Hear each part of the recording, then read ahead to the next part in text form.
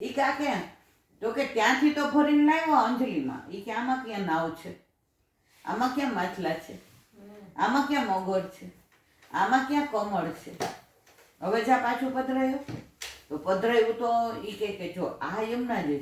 એ કે અહીંયા લઈ આવ્યો ત્યારે યમુનાજી નહીં, અને ત્યાં પધરાયું તો એની અંદર પધરાયું તો એ આપણે બધા છૂટા પડેલા છીએ તો આનંદ આપણામાં નથી.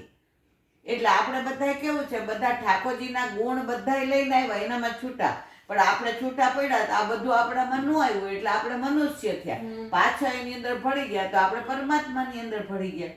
એટલે કે છે કે આ બધું તમે જો યમુના પાન કરવા જાઓ ત્યારે તમે ફીલ કરશો કે તમે પાન કર્યા અને તમે વ્રજમાં જાઓ ને તો વ્રજની રજનો એટલો પ્રભાવ છે. તમે ગિરિરાજજીના ચરણ સ્પર્શ કરજો જાતા હોય, ન કર્યા હોય ત્યાં સુધી, અને કર્યા પછી તમને પોતાનું ફીલ થશે. જો આપણે ઘણી વાર ઠીક ન હોય કે કાંઈ હોય પછી આપણને બેયને તો આ લોકો કહે ને આપણને તો પછી જેવા ચરણ સ્પર્શ કરીને એટલે ભૂલી જાય, સ્ફૂર્તિ આવી જાય. આ સાક્ષાત છે ને પ્રતીતિ કરાવે છે. આજે આપણો તો એક દિવસનો નથી, આજ 25 વર્ષથી પ્રભુ બિરાજે છે. એક વૈષ્ણવ એક જેને કહે કે જે 25 વર્ષથી મારા ઘર ઠાકોરજી બિરાજ, પણ મન કઈ સાનુભવ નથી કરાવતા. એ કે એટલે સાનુભવ એટલે શું બેન? એ કે આમ કોક દી આપણને જતાવી દે, કહી દે કે આ તમારી આ સામગ્રી બહુ ગમી, કે પછી કે કોપર આમ આપણને ફીલ કરાવે કે આજે મને આ ધરાવો. અચ્છા હા હા ઠીક, અઠવાડિયા પછી આવજો. એ કે ઓલા બેન તો 1 દિન 2 દિન 3 દિન પછી આમ ઠાકોરજી આમ જુએ કે કદાચ મને જતાવી દે તો, કદાચ મને જતાવી દે તો. એટલે પછી કે તમે સેવા કરો ત્યારે તમને શું ફીલ થાય? એ મને એમ થાય કે આજે સારા શૃંગાર કરું ને કદાચ ઠાકોરજી જતાવે, આજે બહુ ભારે સામગ્રી કરું ને તો ઠાકોરજી જતાવે, આજે એ કે ઠાકોરજીને નવા વસ્ત્ર ધરાવું ને તો ઠાકોરજી જતાવે. એટલે કે તમે આ બધું એટલે કરો છો કે તમને જતાવે.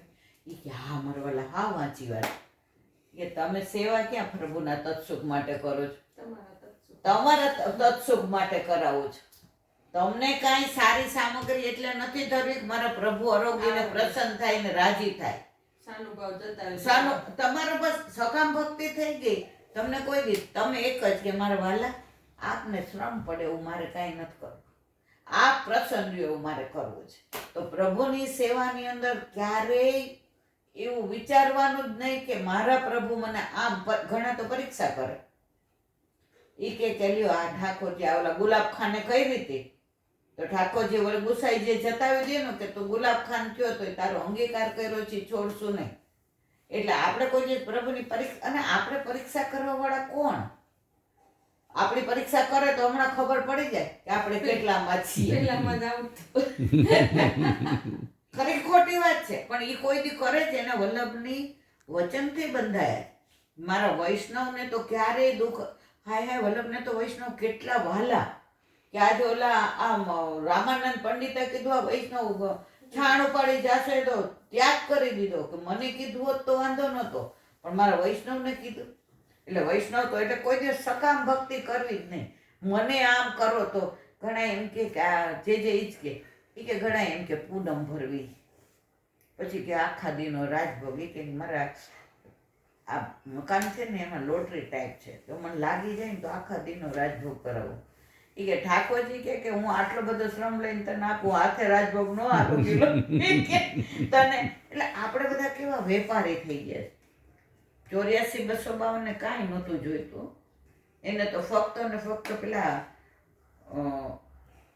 આષ્કરણ કે શું નામ હતું ભૂલી ગઈ હું, વૈષ્ણવનું ભગવાન દાસ કેવા, તો એને તંદ્રામાં જ રહેતા તન્મય.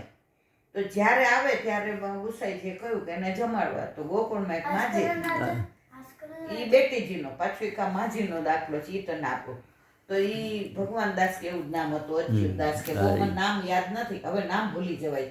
એ વૈષ્ણવ હતા. તો એને એવી તન્મયતા આખો દિવસ ઠાકોરજીની લીલા ને એને તો બધે દર્શન થાય ને, રમણ રીતિમાં જાય તો ઠાકોરજી ખેલતા ને, વસંતના દિવસો હોય તો એને પિચકારી મળે ને પોતે કલરથી પેલા થઈ જાય. તો ગુસાઈજીએ કહેલું કે આ આવે ને ત્યારે તમારે એને જે તૈયાર હોય પ્રસાદ લેવડાવી દેવો. તો પછી વૈષ્ણવ તો એક માજીને ત્યાં ગયા, એ બાળ વિધવા હતા અને સેવા પહોંચતા હતા. તો માજીએ તો ઠાકોરજીના જે શ્રૃંગાર કર્યા હતા અને ખીરનો ડબરો તૈયાર કર્યો હતો. તો ઓલા આવ્યા તો ખીરનો ડબરો ધરાવી દીધો. એટલે ઓલા બીજા પંચાયતીયા વૈષ્ણવ હોય જ બધે, એણે ગુસાઈજીને ફરિયાદ કરી. એ કે આ માજી તો જોઈ કે ધરાવ્યા વિના ઓલાને આજે આ પણ છોડાવી દીધું મારું વાલા. કે એને પ્રસાદ લેવડાવી દીધો. અને આ પ્રસાદ કેવાય ધરાવ્યા વિના. ગુસાઈજી કે આને દર્શન કરાવવા પડશે કે આ કેવા વૈષ્ણવ હોય છે, એનો ભાવ કેવો. ગુસાઈજી કે હાલો આજ તો એને બરાબર ખીજાવવું જ પડશે. એને લઈને ગયા તો માજી તો આમ સૂતા હતા અને ખીરનો ડબરો લઈને પેટ ઉપર ઠાકોરજી બે હાથે આરોપતા હતા. કારણ કે આજે રાજી હતા કે તે મારા વૈષ્ણવને લેવડાવી દીધું. એનું પ્રમાણ ક્યાં આપ્યું કે વલ્લભ અડેલમાં બિરાજતા હતા અને ચૈતન્ય મહાપ્રભુ એને ઘરે પધાર્યા. બેને દોસ્તી અત્યારે બધાને એકબીજાના આવું.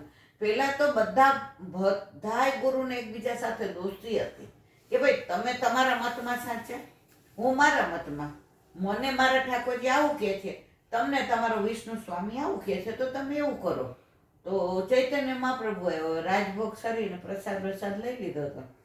એટલે અંદરથી વલ્લભભાઈ કીધું કે બહુજી થાલ તૈયાર કરો. બહુજી મૂંઝાઈ ગયા, કારણ કે અસમર્પિત તો ઘરમાં કાંઈ હોય જ નહીં.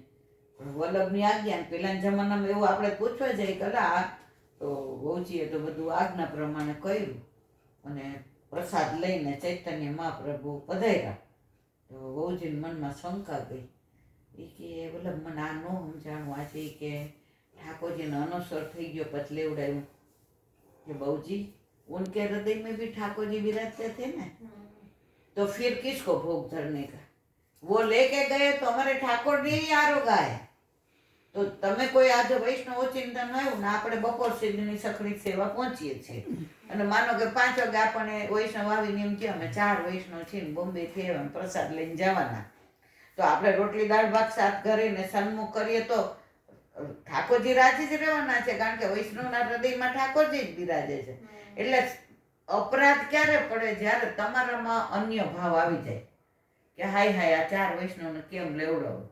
રાજી થઈ જાવ એ આવેશમાં તમારે કાંઈ ચિંતા કરવાની જરૂર નથી. હવે ગોકુળના બેઠકથી ચાલે. ભૈયા ગોકુળ કબ ચલોગે? ગોકુળ કબ ચલોગે? ગોવિંદ ઘાટના બેઠકથી ચાલે છે. હવે એની તો લીલા ગોવિંદ ઘાટ છોકર કી છૈયા બેઠકે દર્શન. એટલા સુંદર બેઠક ને પ્રથમ બ્રહ્મ સંબંધ જ્યાં ઠાકોરજી